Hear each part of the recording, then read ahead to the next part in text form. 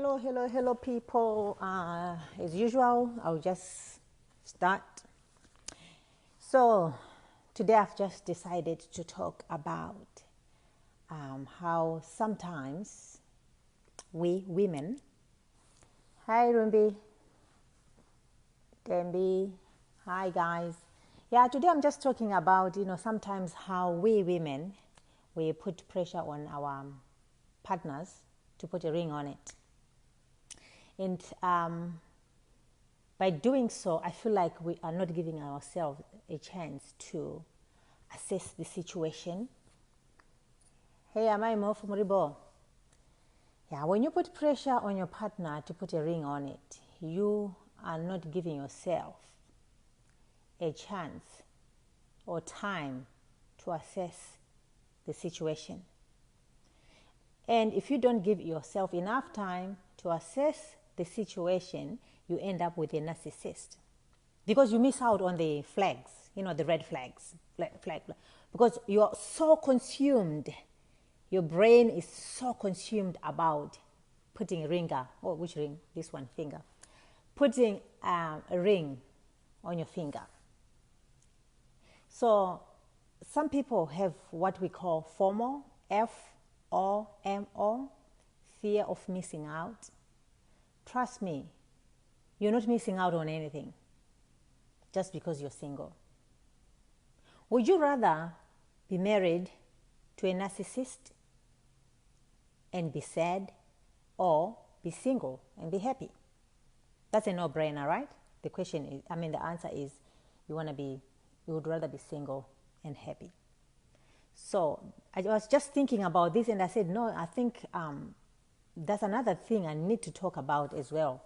That most of us, we are rush. If you don't marry me by next year, or by, threatening the guy, you end up, getting married. Yes, you will get married. But you end up, just digging your own grave, basically. You end up in a deep shit because you start realizing the true colors of this person because you didn't give yourself enough time to figure him out. And now you're married, you're pregnant, or you have a child, and the true colors start coming out, and you don't like it. You need to be clear on how you want to feel. I'm talking about the emotions. When I talk about feeling, it's emotions. With emotions, you can't be happy and sad at the same time. It's only one at a time. Just like being pregnant, you can't say I'm half pregnant. It's either you are pregnant or you are not. Are you happy in your relationship, marriage, or are you not? Because if it's on and off, then it's either you are covering for your abuser, because you're saying, well, he does this to me, but, he's a good father. He pays all the bills and all that stuff. That's obviously you're not happy, but you're just trying to romance the relationship. You're romancing it so that it looks good on the outside, but deep down you're not happy. So it comes from being awareness. You need to have self-awareness to be able to figure this out yourself. Like, you know what? This is not working, or I'm a victim here, I'm being abused. Because if you are not aware, you will never know that you are being abused. Even if somebody points it out, you start thinking that they are being jealousy, Because usually you are the last person to know that you are actually living with a narcissist. Because narcissists make you feel guilty. They make you feel like you're crazy, like you are the one who is in the wrong. They are very good at that. Very, very good at that. It's like brainwashing. It's like they brainwash you that you actually start believing. Like for me, when I was married to my narcissist, my first husband, every time he beat me up, I would apologize because he kept on telling me that if only I listened to what he said, if only I did as he said, he wouldn't be beating me up. And in the end, I started thinking that, you know what, he's right. Like, for example, I think I've talked about this incident where I entertained a guy, just talking to them at a party, because he didn't want me to talk to men. So we went to his work Christmas party, and this guy was asking me questions. Actually, he was asking me about our son, like, how old is your son now? So since you are both here, who is looking after the baby? I think he was just trying to have a conversation, really, because I was just sitting there, because my narcissist kept on, getting up and going to get beer, and then he'll come back, then you'll be talking to people you work with, and I was just sitting there. So I think he felt sorry for me, and he was like, oh, because we're sitting at at the same table. It was a round table, a table of 8, and he was there with his friend, 2 guys. And the other couples were 3 couples, I think. No, 2 couples, yeah. Because with us 6, then the other 2 guys 8. The other 2 couples were talking to each other, So he just asked me 2 questions. Actually, asked me, and my narcissist, from wherever he was standing, because he was not at the table that time, he saw me talking to him, and that was a big no, because I was talking to a guy. So he beat me up, actually abandoned me, left me at the party, and I had to find my own way home. And when I got home, that was one of the worst beatings I've ever had from my narcissist, my ex. Yeah, that day he beat me up. I actually passed out, and he continued to beat me up while I was unconscious. Can you imagine waking up with a busted lip, black eye, I had blood all over my chest? Because he used to love to punch me. When somebody punches you really good in your nose, you bleed, you have nosebleed. So yeah, that's what happened that time. Because I don't remember him punching me on my nose. I just remember waking up with blood all over my chest, on my blouse. So that's how I know that he was. He continued to beat me up while I was unconscious. What caused the unconsciousness was he grabbed me by my hair. I had braids. So he grabbed me by my braids, my hair, and he hit my head on the wall twice. That's all I remember. The busted lip and the black eye and the blood. It's when I woke up. That's when I noticed that I had blood on my chest and all that stuff. And he actually made me apologize for talking to this guy. Even though he had beat me up so bad, he made me apologize. And guess what? I actually believed him.